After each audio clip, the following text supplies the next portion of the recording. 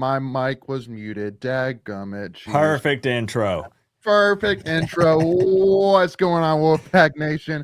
Welcome to another edition of the Tuffy Talk live show, Thursday night edition, and NC State football preview edition as well.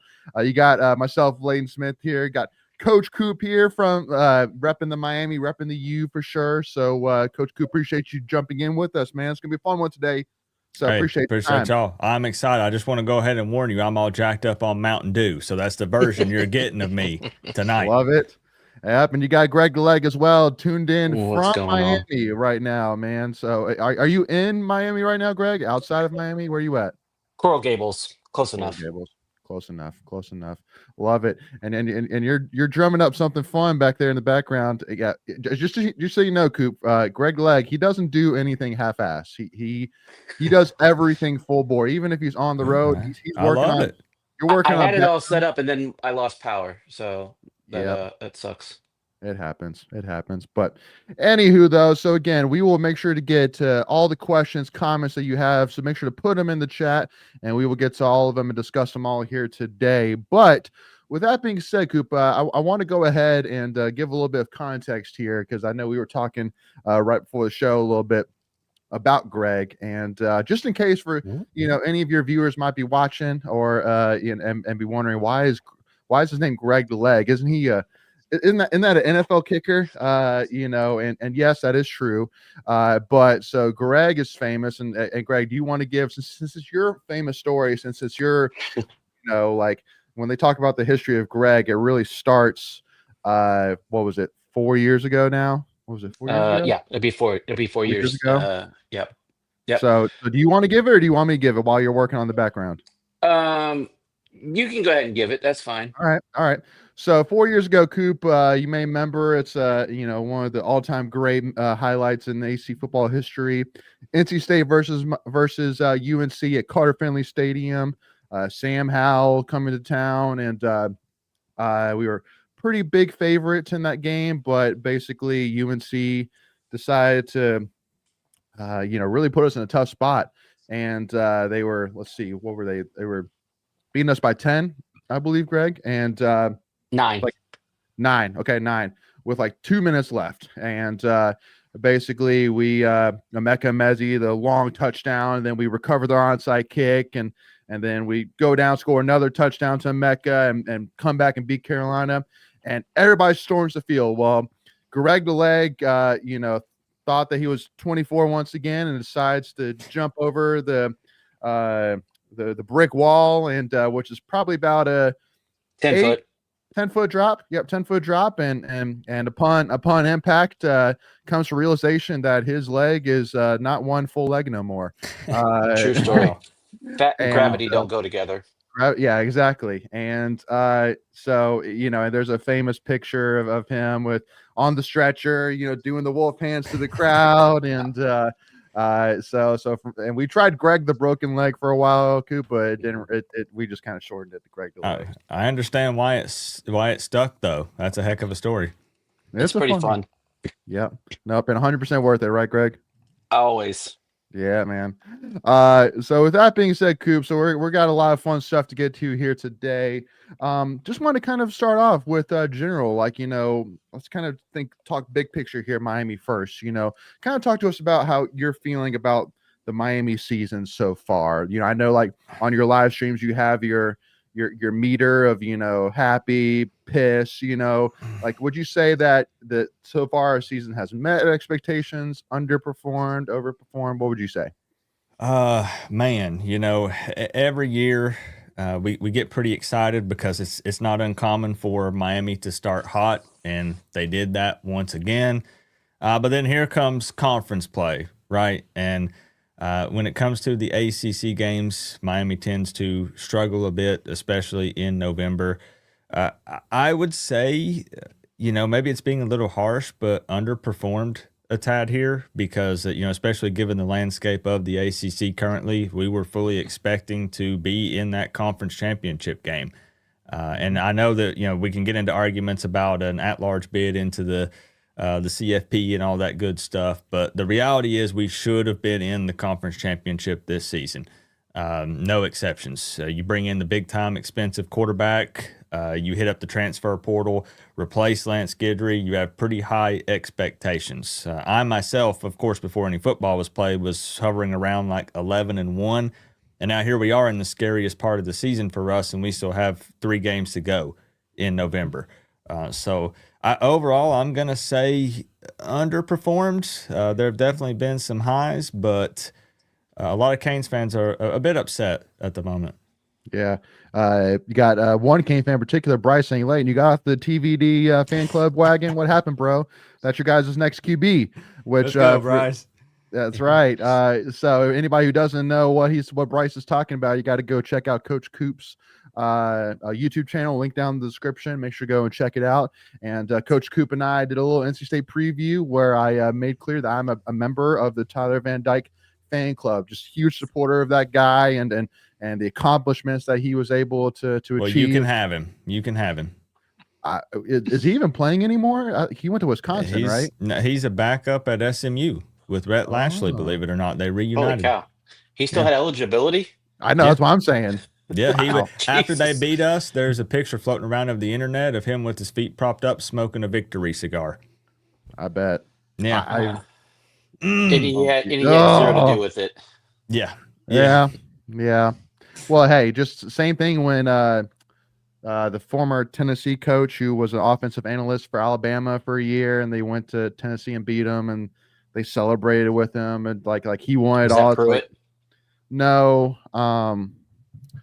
God, he was at Cincinnati. It's not that serious. Now he's at Arkansas State. I know this guy's whole history. I just can't think of his daggone name. But anyway, so anywho though, but one of the things I wanted to go ahead and jump to, and again, we'll talk a little bit more big picture here about Miami here, but there's 2 specific assets in general which I want to be able to use throughout the live stream. In order for me to use them, I have to introduce and bring up one specific topic. And again, we'll come back and talk big Miami here, Coop.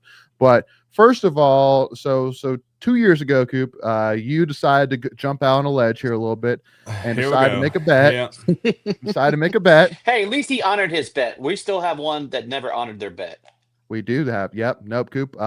Carolina former UNC quarterback Marquise Williams came on our show and said, and we had a gentleman's agreement that if NC State wins, that he'll wear an NC State shirt and say "Go Pack" and post on Twitter. And he still to this day has not done that. That's unacceptable. Absolutely not. You got to pay up those bets. Come on now. Exactly. So with that being said, for NC State fans who may not be aware of what Coach Coop had to do since NC State decided to pull off the victory at Carr Finley Stadium 2 years ago, here's a little clip for you.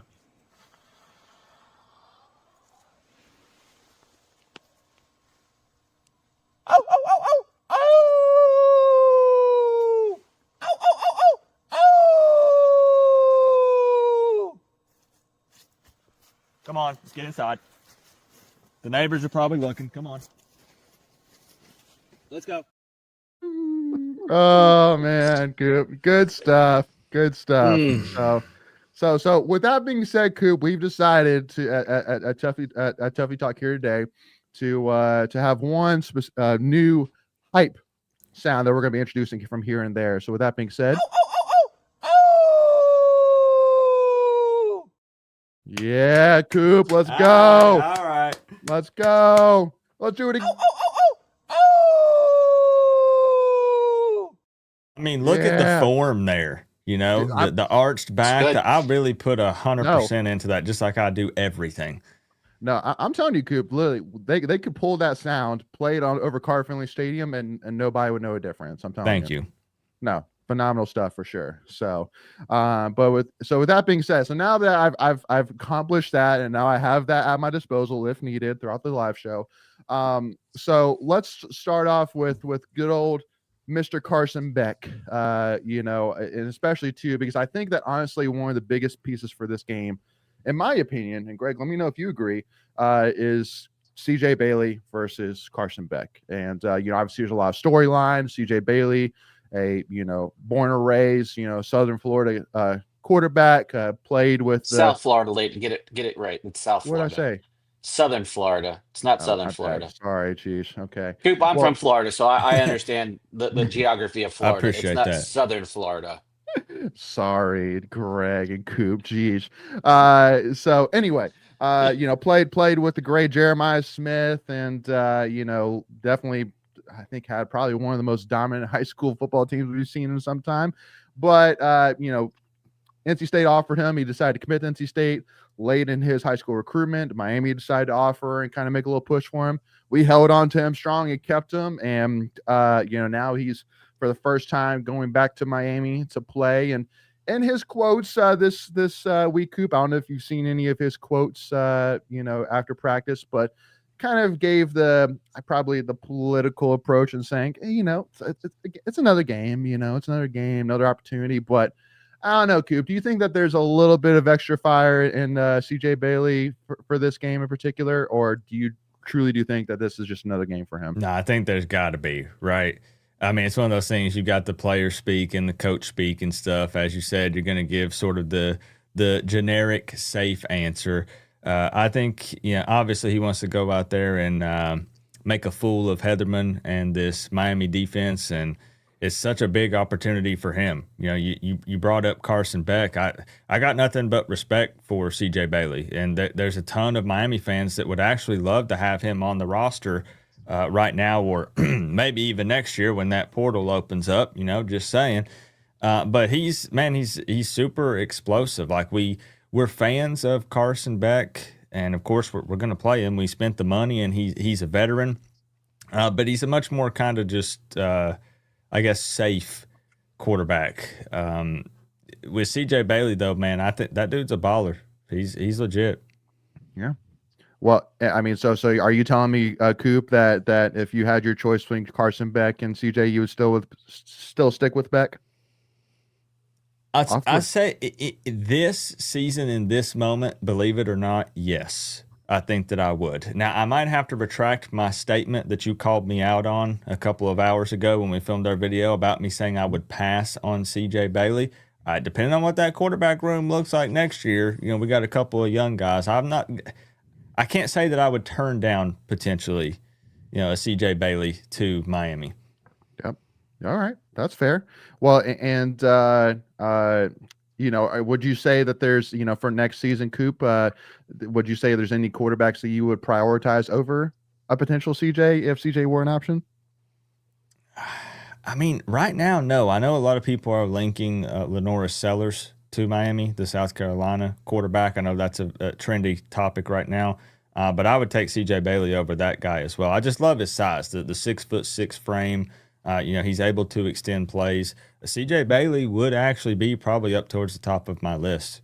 If available, of course, all hypothetical. Maybe he stays at NC State, Yeah.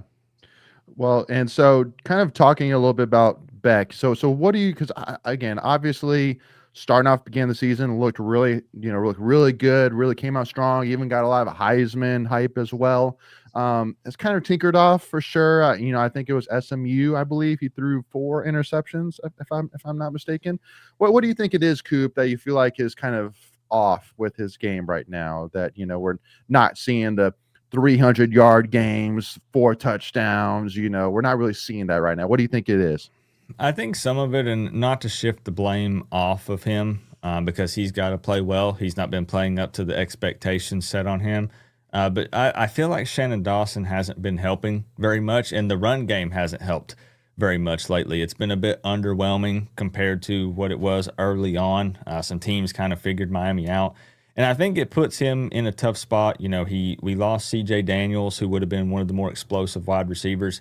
Yes, we have Malachi Toney, but again, you got Shannon Dawson over here calling a bunch of runs up the middle and wide receiver screens. We're not really getting super vertical and going deep. And I think that, a lot of it for me, I would assume, would kind of be mental. He had that little bit rougher season last year.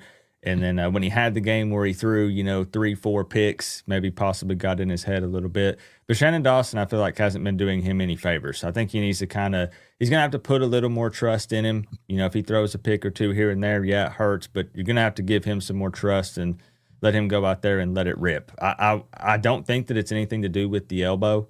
That's a popular take that keeps popping up. Maybe it's kind of bugging him a little bit. But I've not heard anything from anybody to confirm that would be the case. That's fair. What you got, Greg?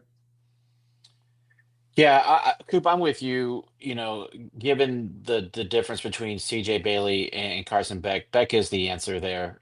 You know, as much as Bailey is highly touted, if you will, you want a more experienced guy with this Hmm. roster.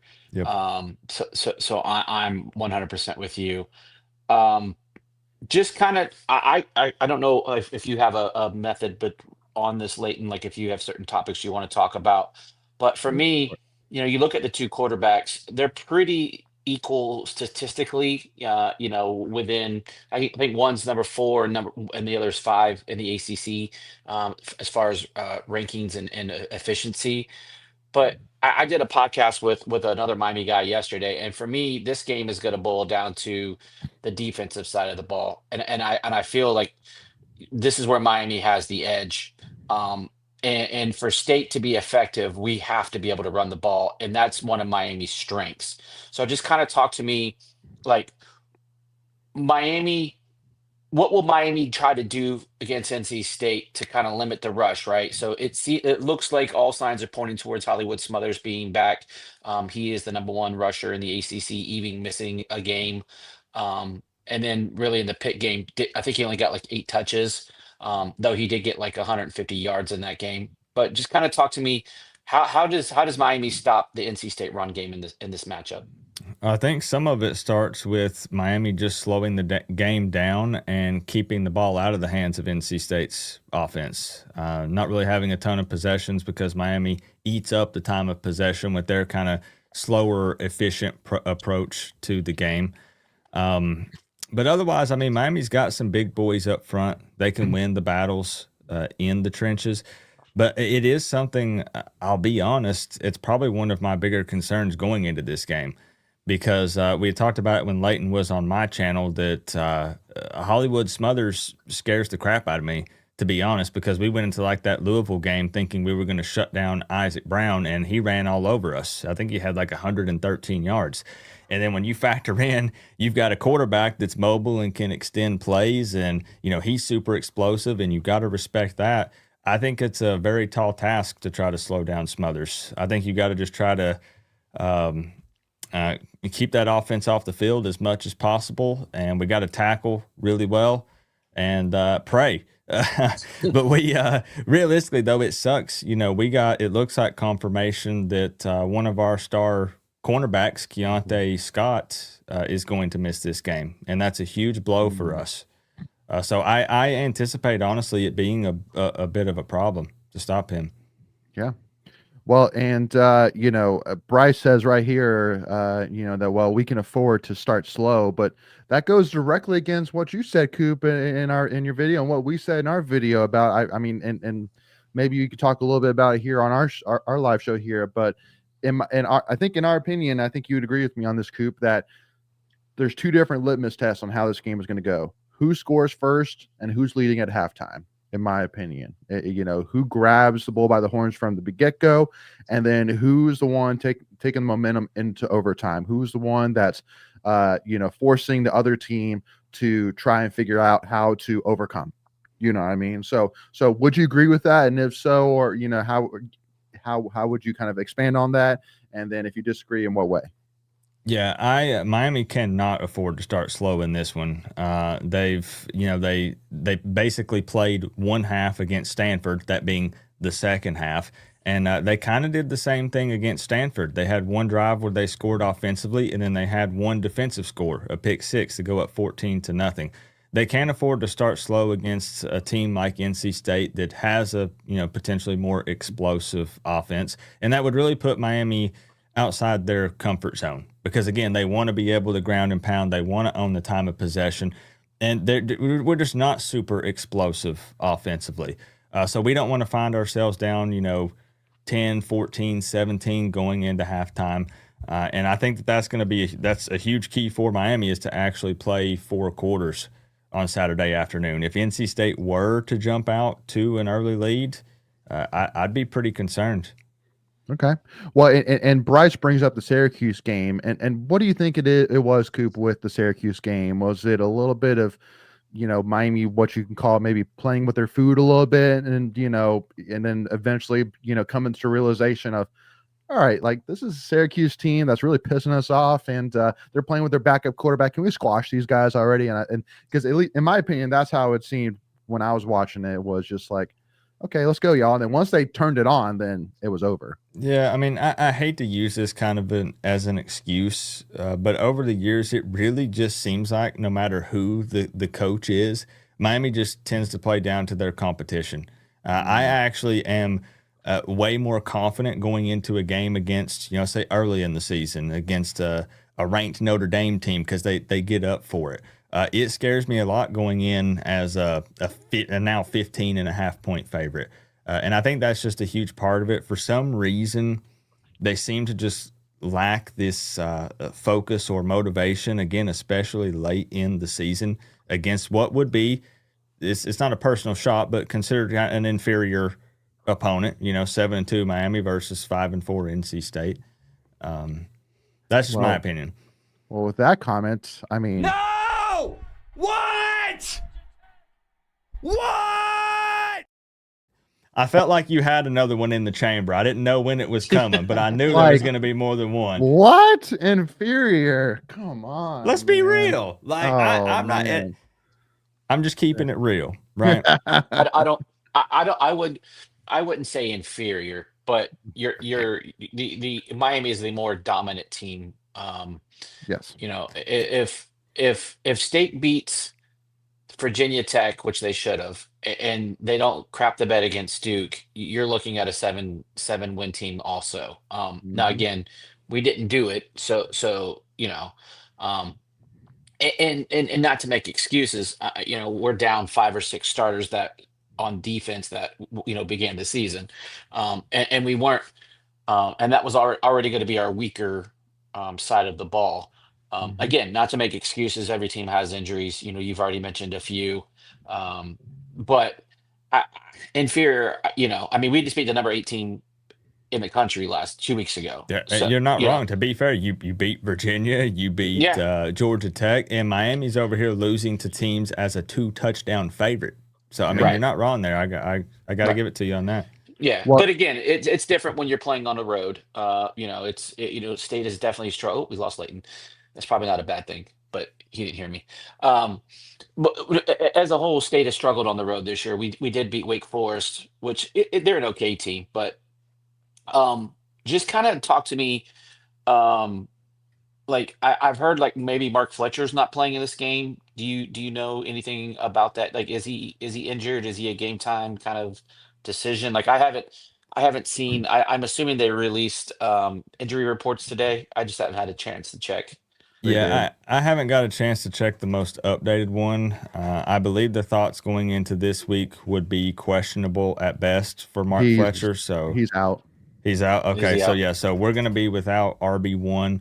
And we've not really seen as much success with Jordan Lyle as we had hoped. Some of that, again, kind of goes back, most believed, to Shannon Dawson's play calling. It's not real. Jordan Lyle is a running back who likes to kick it out, to the outside. But we played Gerard Pringle. I don't know if you guys saw any of his snaps in the Syracuse game, the young running back, and he I'm a showed a fan of lot of his chips. promise. Yeah, me too. Same. The pizza ones. But we're hoping that he can come in and make an impact. Like you're going to see Marty Brown, the pinball, come in kind of those short yardage situations. He loves contact. He's bouncing off of guys. But it definitely hurts losing Mark Fletcher. He was kind of our complete back, definitely RB1. So that could be something to keep an eye on in this game for sure. We're going to need the young guy Pringle probably to step up once again because I think his workload will increase in this game. He'll see some snaps.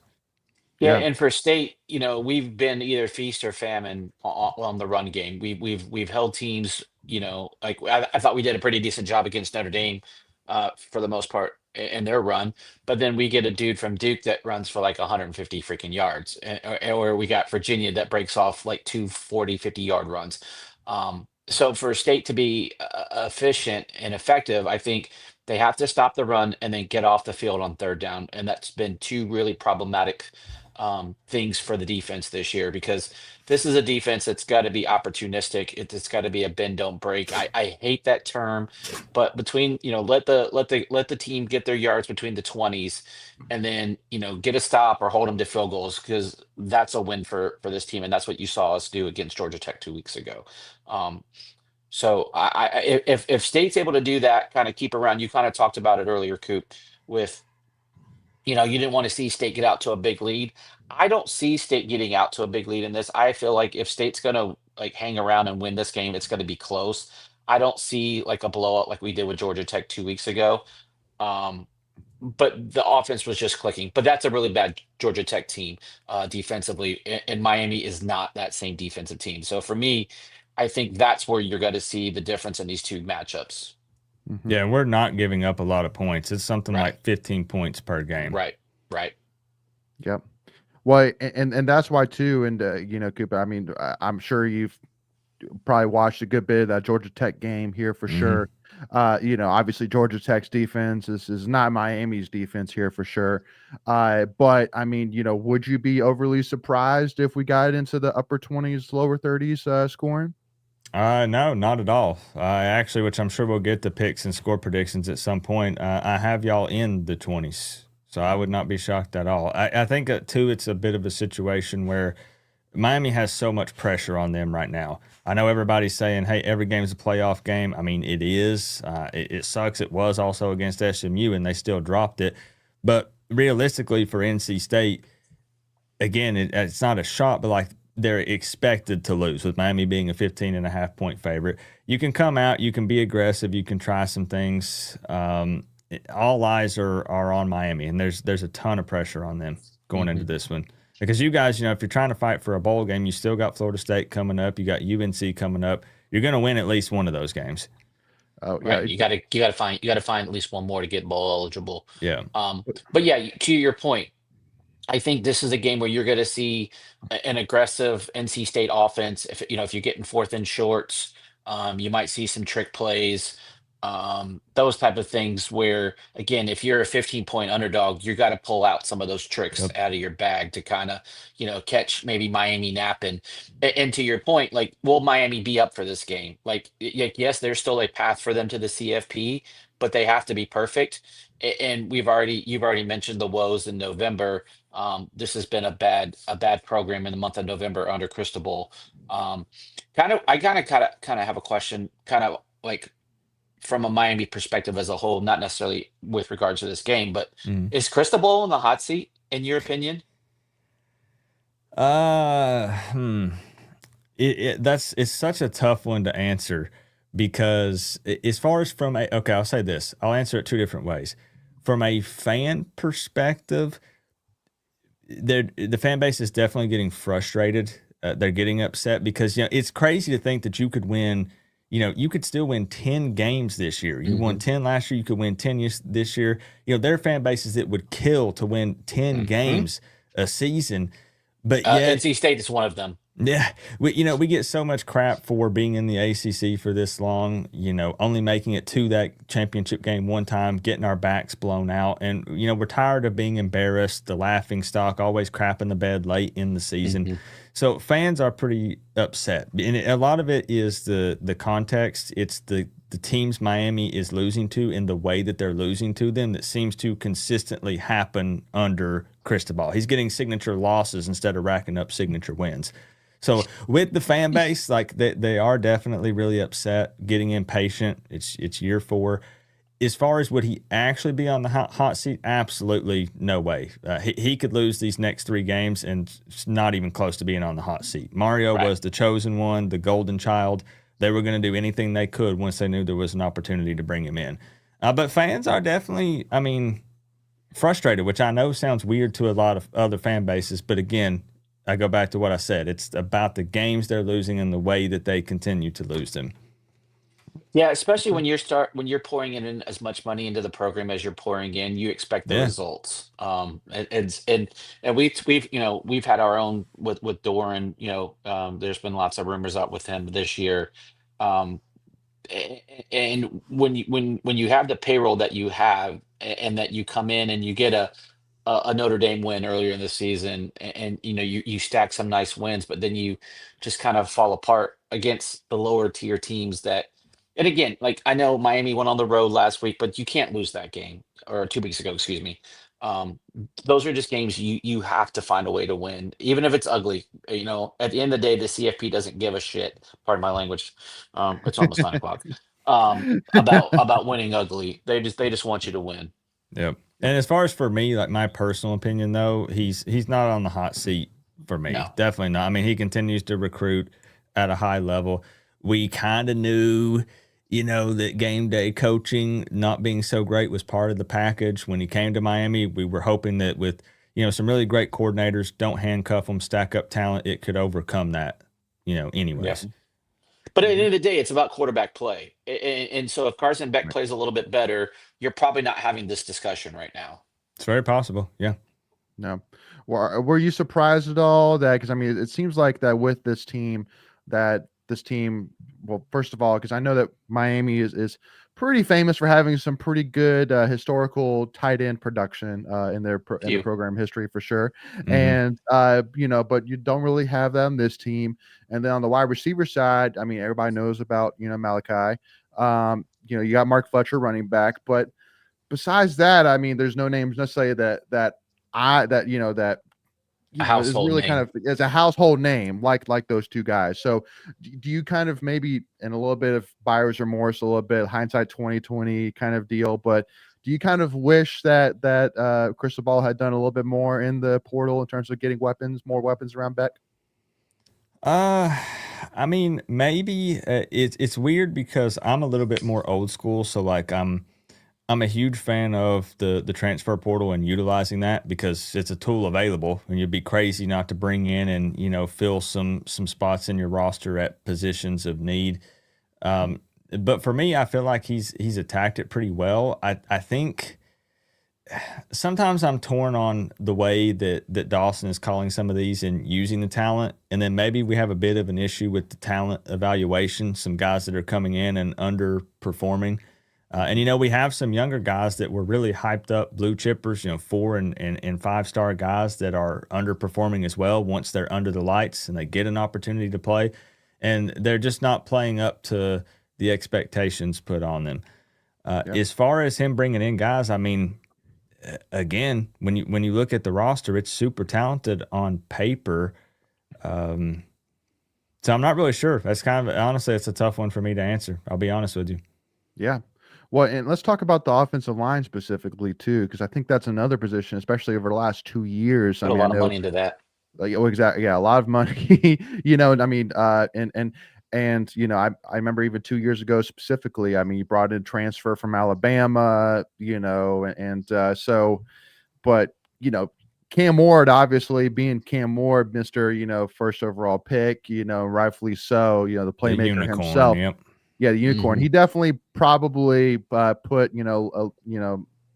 lipstick on a lot of the pig-like performances that we saw probably last season, and especially now with Carson Beck being not the mobile character that Cam Ward was. I mean, what do you really have to say, Coop, about the offensive line? Is it injuries that we're not really seeing here, or what is it? I mean, I think overall it grades out pretty well. But we just, we have such high expectations. Everybody's hyping up the Great Wall of Mirabal. Mario Cristobal played on the offensive line. That. So, of course, it means everything to him, and he's getting in there down and dirty with these guys when it comes to coaching. But it has been at times a little bit underwhelming and frustrating to watch. Like if you go back and, record the game and you go play by play, you have guys like at center with Brockermeyer who's just getting his ish pushed in some of these games, and it's very frustrating. So I don't know. At times, it seemed a little bit overhyped and a tad underwhelming for me, just to be real. That's fair. And I do want to ask you too as well. This was actually one of our other Tuffy Talk members, Makins, sent me a couple questions to ask. He's on the road right now, coming back from a work trip. And one of the questions he asked is, obviously we've just like you said, Coop, this season, over the last few seasons, you've seen a little bit of Jekyll and Hyde from Miami. You've seen the really good, you've seen the really bad. Obviously the really good this year, taking care of Florida State, which again, we'll talk about Florida State and Carolina, some rivalry talk here in a minute. But then obviously the bad with the Louisville, the SMU, etc. Where would you say the true Miami is on that scale in terms of the good and the bad? Like, would you say it's that the SMU at Louisville performance is the outlier, or would you say that the best performances I've seen is more the outlier? I mean, I still think this Miami team is pretty freaking good and could hang with just about anybody. I want to say it's more kind of an outlier with those poor performances against those two teams. I mean, because when you look at those games, like, let's be real, they did lose them at the end of the day. Losers lose. There's no reason to sit here and me make a bunch of excuses, but you lost by 6 and you lost by 3. So at the end of the day, those games were still One possession. competitive. Right. SMU goes to overtime. So really it's right there. Yep. So I mean, as far as I think I would lean more towards the good side of things, and that being a little bit more of an outlier. But again, yeah, I'm gonna go back to what I was saying. It has to stop consistently being that year after year because it keeps happening. Yep. But Well, good teams find ways to finish games at the end of Yeah. the day. You have to have that killer winning mentality, the instinct to put your opponent away when you can.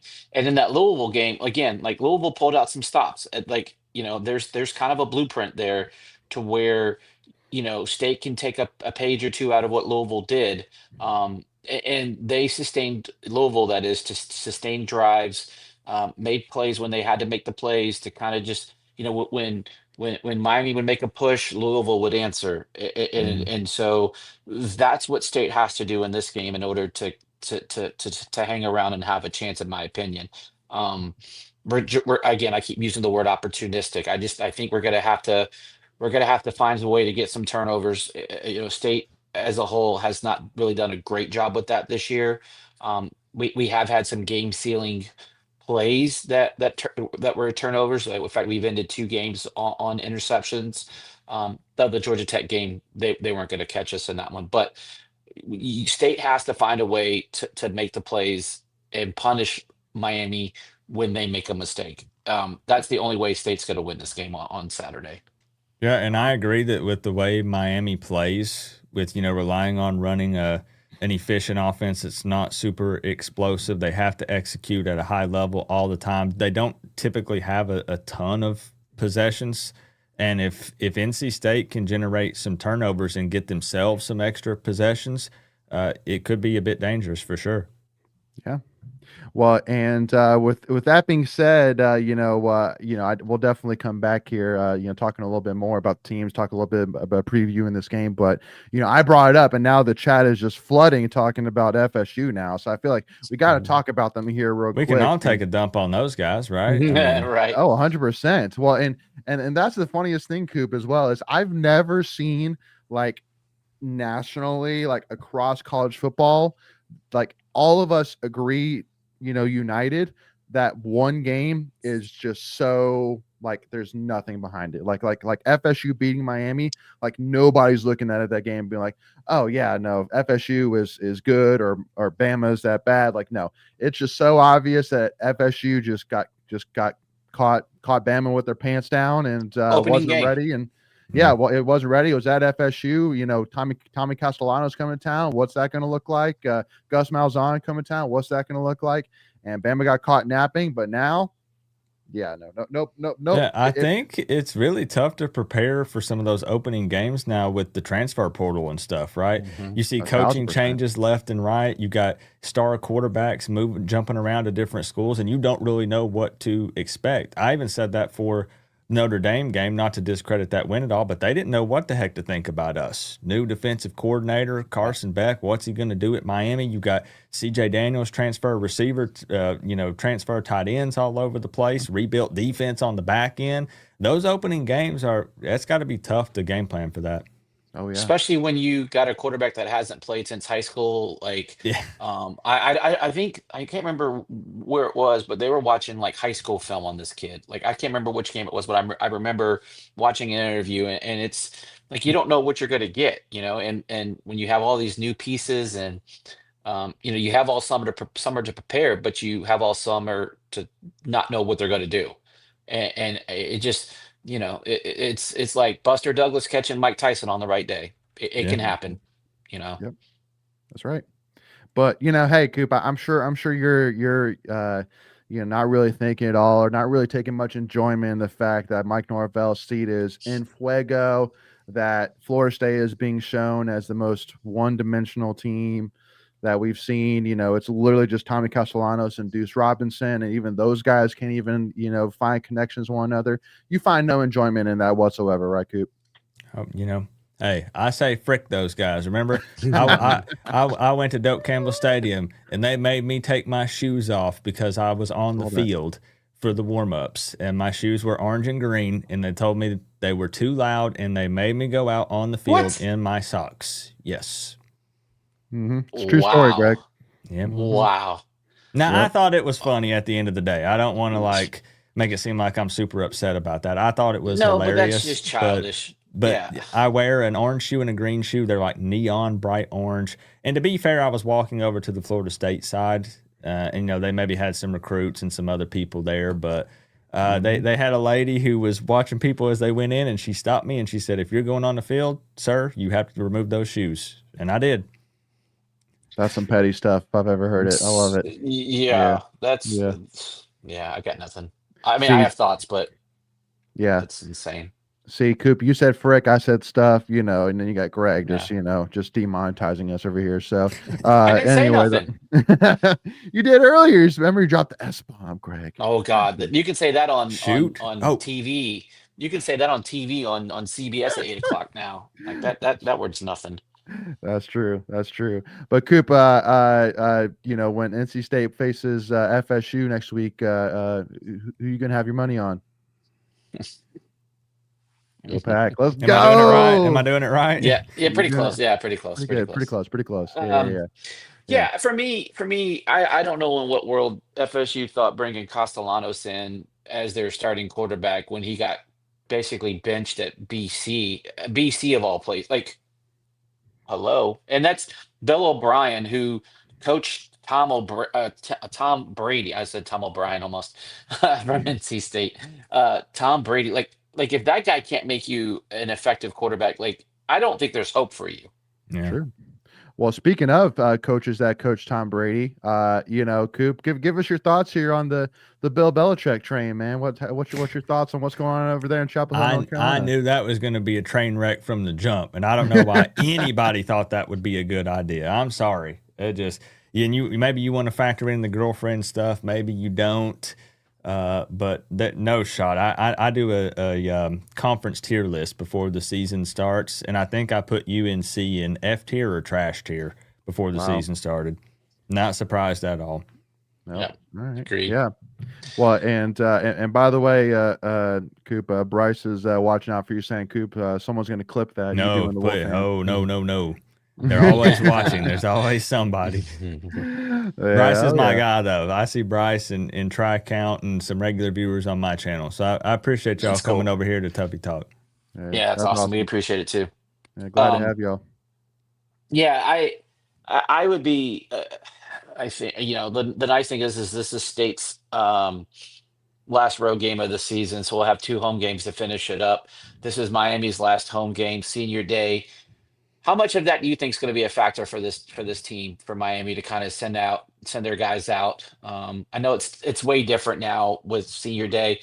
Most of them, unless you're a walk-on or third string guy, most of them don't even spend all 3 to 4 years with the program. But how much do you think that's going to play into the hype machine? Right. I do think that it is somewhat of a pretty big factor, though, because especially with the way that Mario approaches running the program, and, he talks about culture and finishing strong. That really pissed him off whenever Fran Brown made that comment about, we had Miami ready to quit at halftime. And I believe he specifically brought that up and talked about it. And I think for him, finishing strong, in front of the fans at home, like you said, last home game before you got to travel away to Virginia Tech, away at Pitt. So you definitely need to secure that victory there in that final home game. And like you mentioned, there are some guys that are transfers and stuff and all that, but I do think it plays into it. And I think it's a pretty big deal for sure. Yeah. Well, and Coop, and because Greg, remind me, is this your first time to Miami? No, Okay, no, I was second there time. in the game we got screwed against Miami when we recovered the fumble punt, but the guy's helmet got ripped off, and they called us for an unsportsmanlike conduct. And then that game, Devin Carter couldn't catch a cold. Um, and I love Devin Carter, but he had some bad drops in that game. So State should have won that game. State should have won like the last three games. I know we got you guys 2 or 3 years ago at Carter Finley, and then we should have beat you guys the COVID year. We kind of crapped the bed. But State Miami's is giving us some good games as of late. They've been entertaining for sure. So I have appreciated. Um, it's really honestly we've played Miami more than we've played like Pitt. It's the way that the ACC does the schedule is just so ridiculous. There's no rhyme or reason to it. But it's kind of become a little low key. I wouldn't call it a rivalry because there's just not a ton of history. Even though I think we played each other in the Micron PC Bowl back in like the early 90s, and I think we got destroyed by you guys. But it's had a good little history over the last 10, 15 years. For sure. Yeah, Yeah. and I take some jabs and stuff. I enjoy the fan side, the banter and whatnot, back and forth. But the reality is, I do have a lot of respect for NC State, and this is not a game that I have Miami blowing out the Wolfpack or anything. Which again, if we get to score predictions, you'll see. I think that it could be a tight one. Yeah. No, absolutely. And no, and we'll definitely get score predictions here in a few minutes, and then we'll wrap up by doing two fun little activities here to wrap this show up. But I do want to ask Coop, as we're kind of moving into the prediction side here, when the line of originally came out, again, keep in mind NC State just beat number 8 team in the country, is coming off a bye while Miami was playing, so we were literally sitting in the office watching y'all while y'all were playing Syracuse, the mighty Orange, and They used to be Orange Men. used to be Orange Man, that's right. And the line came out as 14.5-point favorite. I mean, what were your thoughts on that? Obviously we have our biased thoughts, right? But I'm interested in yours for sure. Anytime Miami is a 2+ touchdown favorite, I'm pissing my pants. Because that one needs to be clipped. That one needs to be clipped. I'm not buying that for a second. Yeah. Like I said, it sounds stupid to say this, but heck, I would almost rather be an underdog for real. I don't know what it is with Miami, regardless of the coach, not even just Mario Cristobal. So that's cool and all, but it actually worries me more than anything. Yeah.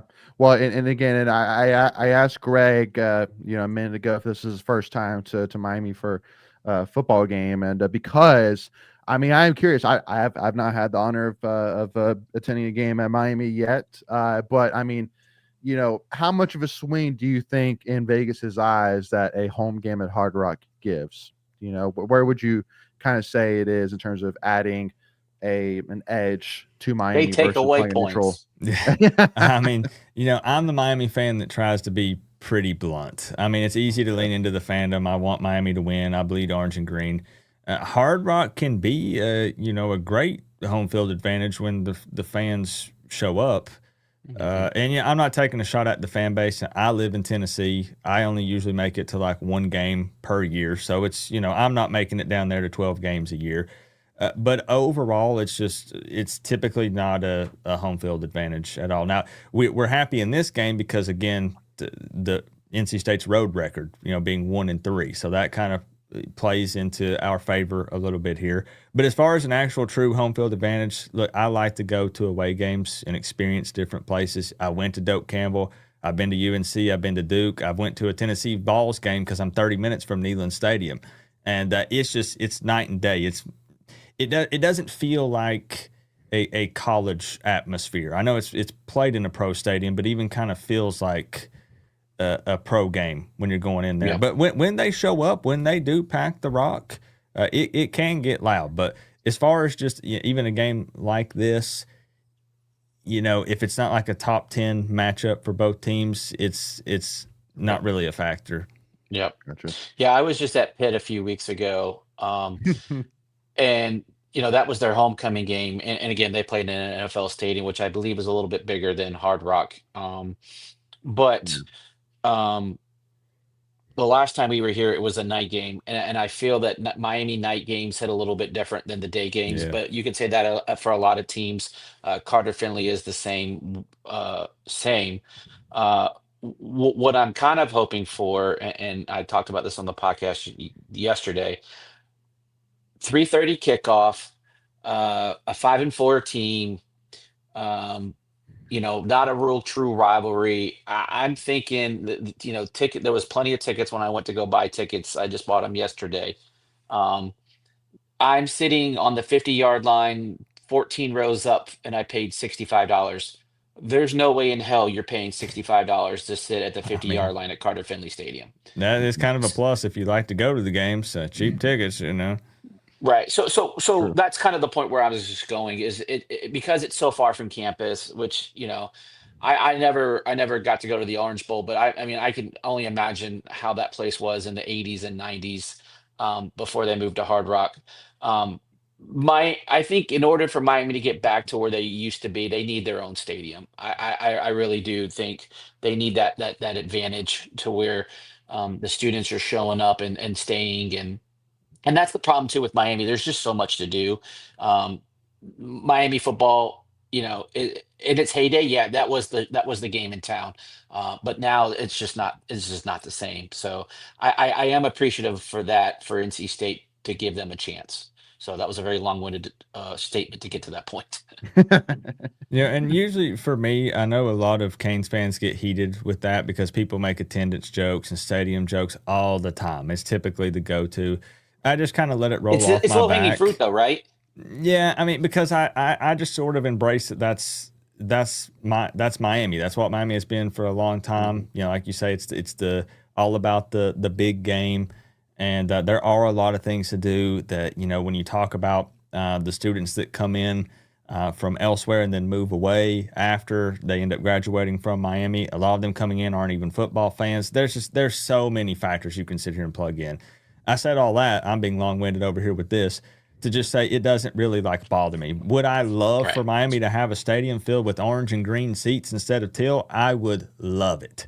They say Mhm. it's impossible. I don't know. I don't like that word. I think that maybe they could figure something out. It'd be difficult. And there's not a lot of room and there's all sorts of permits and stuff. But I would love Miami to have their own stadium. It don't have to be huge. We don't need some 100,000 plus seat No. stadium. Just design it really well on the acoustic side of things, Hmm. and I think it'd be sweet. It'd be awesome. Yeah, and I mean I bring up Carter Finley because it's easy for us. I've been to every ACC stadium except for Doak Okay. and SMU and Stanford. That's just because we haven't played those two yet since they joined the conference. And I will say, um, Carter Finley is sneaky good, loud, and it's only 57,000 people. Um, to your point, because they built the stands right on top of Yeah. like the bench, and so if you do it right, like you can have a serious home field advantage. And um, I would love to see Miami get back to where they were selfishly because it's good for football. It's good for college football. Um, and we're kind of going through that right now with men's basketball. We're trying to get back to those glory days. And I think the sport is better when those programs are where they used to be. Yeah. Yep. People always make jokes, but the Miami logo does carry a lot of weight, Oh, and absolutely. it speaks for itself. You can go to YouTube and type in Miami Hurricanes, and there'll be college channels that never talk about Miami until they play Miami that week, and their views will be Right. through the roof. Yep. True.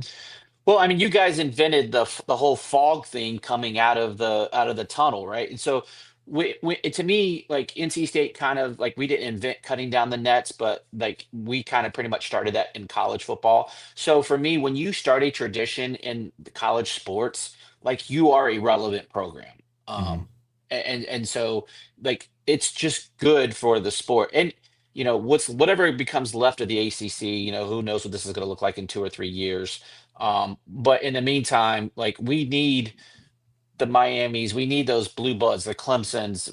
We kind of do need them to kind of carry some of that torch for the Mhm. conference. And then you get, a Virginia that sneaks in, a Georgia Tech every couple of years, maybe an NC State, before I die. But you need those programs in order to make you a successful conference as a whole. Yep, agreed. Yep, So, I agree.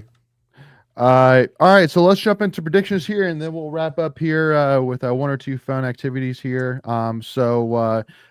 Greg, while I know, because I know Coop's got his board, he's got his prediction ready to go. I've already given my prediction. So again, if you want to hear some more discussions around this game, for sure, make sure to go to Coach Coop's channel. Click the link down in the description below. Check out his awesome content, y'all. Definitely always fun to check him out for sure. And make sure to join in for the watch party on Saturday, as I know I will for sure. I'm gonna to have that some fun. siren lubed up and ready to be cranked all Oh afternoon. man, okay, That's the plan. okay now.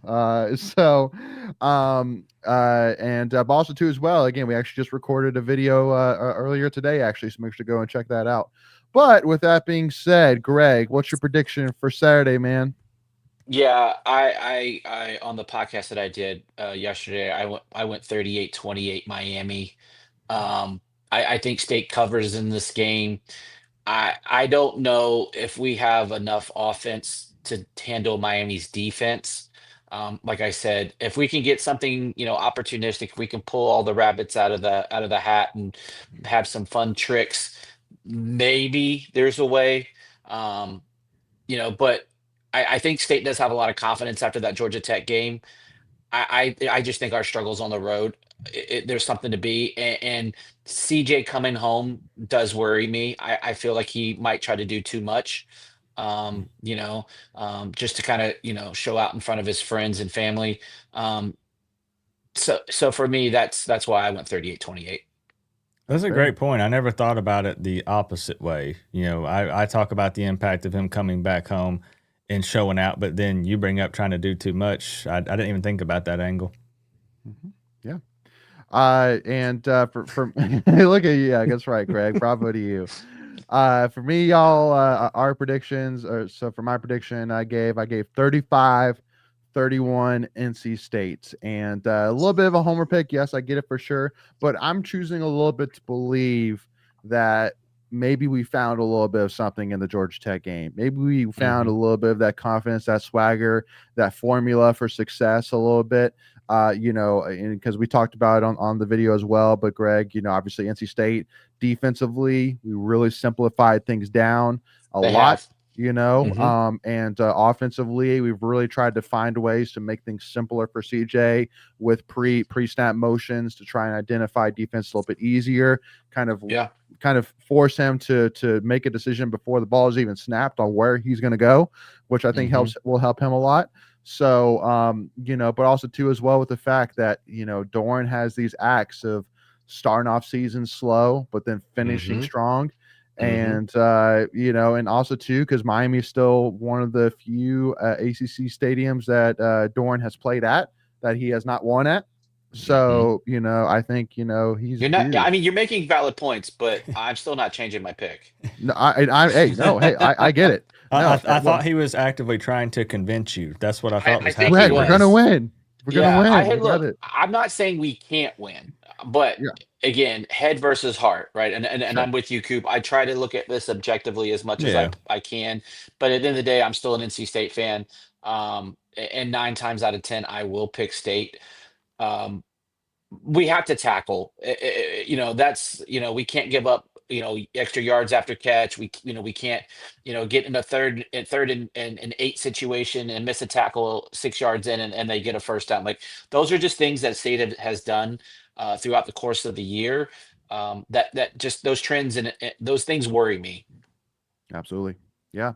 So, Coop, what's your score prediction, bud? The Miami PTSD is strong in this one at the moment.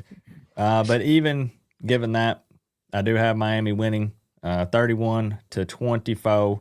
So not covering the spread. I got the Canes winning by 7.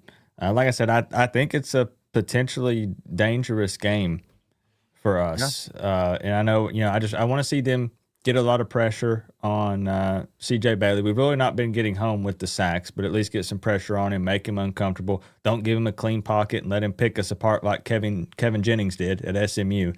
And play 4 quarters, man. I don't want to see Miami get off to a slow start because, again, I as a Miami fan, I feel like NC State has the firepower to, to take a lead early in the game if Miami doesn't start strong and start fast.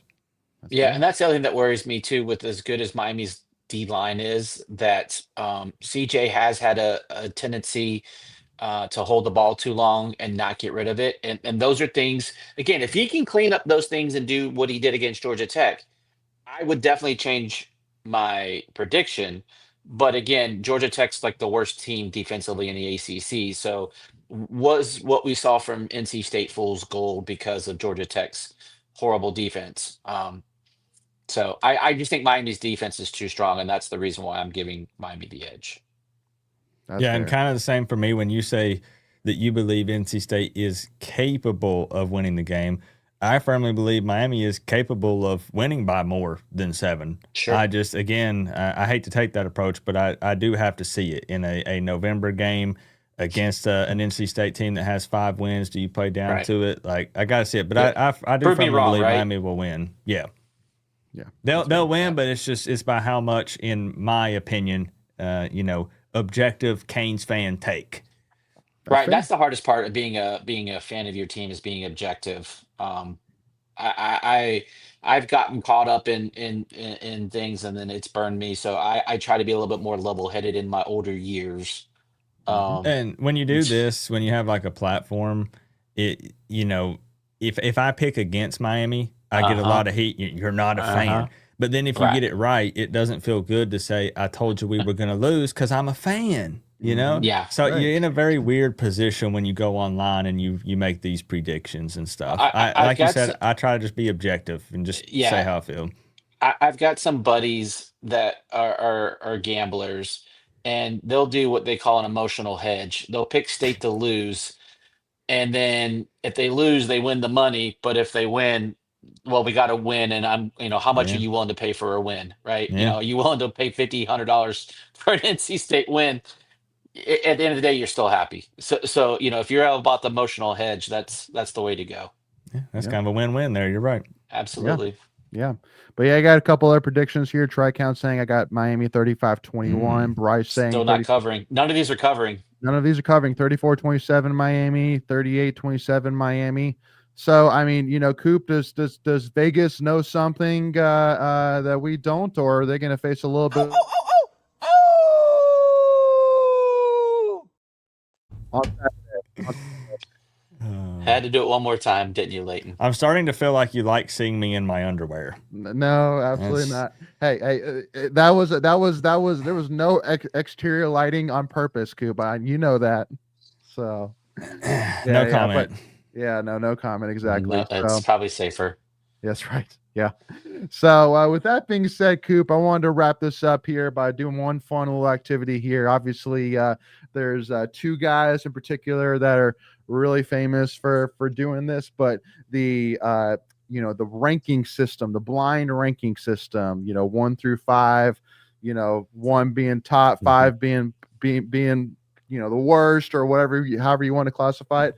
But I picked 5 random Miami football players over history, and I want you to rank them one at a time, 1 to 5, and we're going to fill up the slots as we go and see how you do, and see how the list comes out here at the end. So does he have to blind? So is he going to do it blindly? So you're going to give a name, and he puts it, and then he doesn't know the next name, correct? Correct. Yep. Okay. And then I'm ranking from like top Miami players, I guess, like in history, so you can kind of go, one of 2 ways in terms of maybe, how well they did at Miami, how much they mean to Miami. It's kind of up to you. So I'll kind of let you kind of formulate this list depending on, how you kind of want to take it, and then you kind of talk us through here a little bit, but just have a little fun here a little bit. So we'll start off with one guy in particular that I You don't know know a if you, dog's coming, Coop. So be ready. He's gonna screw you on one of these. So just keep that in I'm mind. about to butcher this. This is about to go terribly.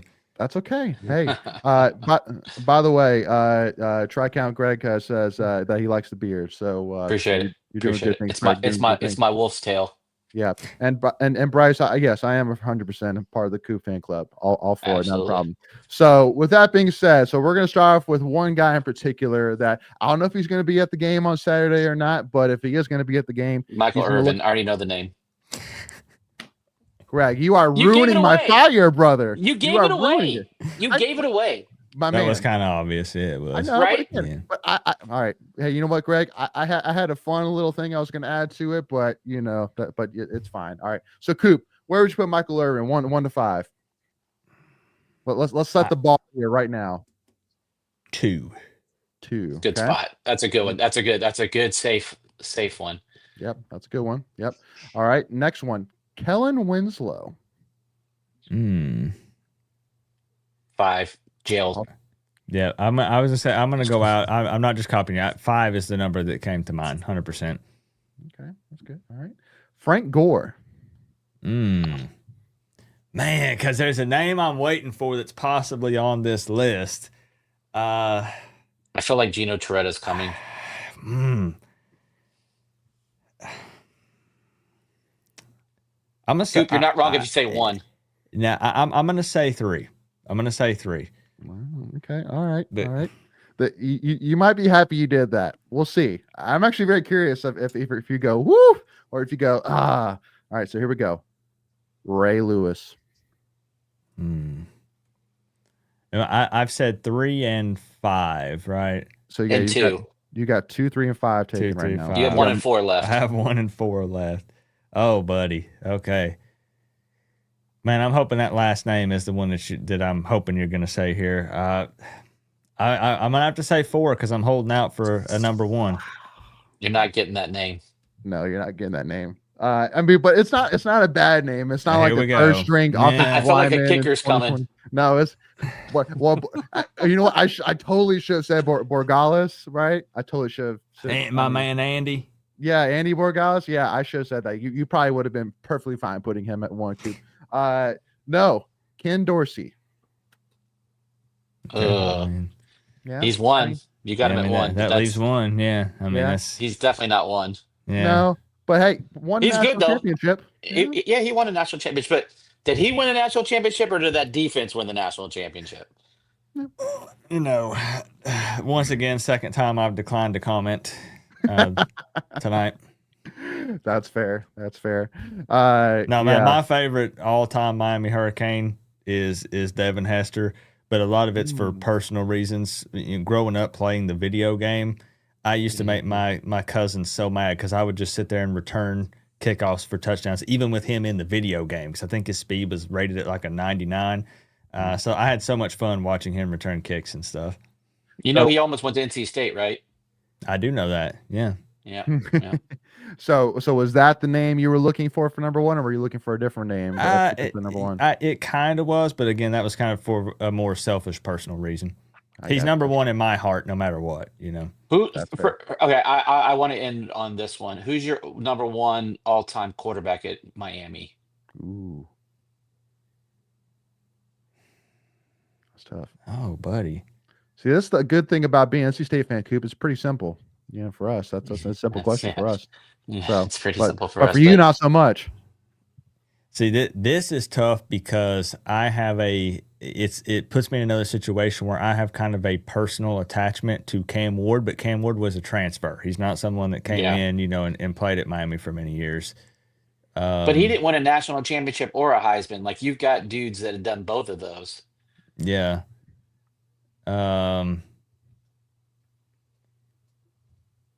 Man, I hate to not be able to give you an answer, but I don't know. I don't really know who I would say is my Ken Dorsey, baby. Because you got to think, for me, I'm in an interesting spot. How old are you? See, that's what I was gonna say. Yeah, I didn't grow up in the 80s or the 90s. I've only been following Miami since 2001.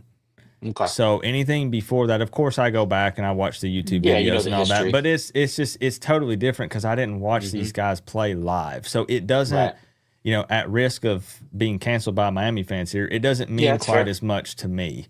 Yep. Everything for me, and even when I watched that 2001 game, that was my first time ever watching a college football game ever. So Miami made like a huge impression on me. But I always remind people I wasn't a Miami fan at the time when I watched that national championship game. So it's really been '02 and beyond since I've been a Canes fan. Yeah. Okay. Yeah, you should do more of the lean years. Not, Yeah. and I'm not So, trying to. I'm not trying I'm to. I'm not trying to mock that, but you know what I mean. Like, I'm watching yeah. Ja'Cory Harris Hmm. and Tyler Van Dyke and De'Aaron King and the transfer portal era Who and was the guy stuff. that came from So, Ohio State? Began with an M. oh gosh, Tate Martell.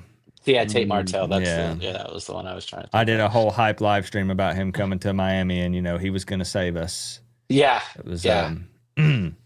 Yeah, for me, like, I mean, so I'm almost 50. So I grew up, in the 80s and, watching, Vinny Testaverde and Jim Kelly and Bernie Kosar are like, I remember them more in the NFL than Vice College. But I mean, you had Steve Walsh, Gino Torretta. Um, gosh, I'm forgetting a few others from like the 80s and 90s. But I mean, you guys just had dudes. I mean, just Yeah. dudes, And that's the just thing. dudes. With me not answering, I don't want to make it sound Yeah, like that those guys weren't huge. I just didn't no, get to for grow sure. up watching them play. Nope, that's fair. Sure. Yeah. Absolutely fair. It's harder when you just look at stats or watch documentaries because those things kind of sometimes get slanted in one direction or Mhm. the other. And so it's a lot harder when you don't have the true eye test. Yep. Well, that's why for me and Greg's not this old, but even like when NC State fans talk Thanks. about like a Roman Gabriel, for example, Right. where like you know NC State probably if you were talking to most NC State fans, you probably have them like average probably like three, probably around three in terms of rankings. Yeah. But I mean, maybe he should be two, maybe he should be Well, two, more and the higher. argument I would make for him being higher is football was a lot different back then. Correct. It was more of Yeah. a running game. It Mhm. wasn't a pass oriented sport like it is now. Correct.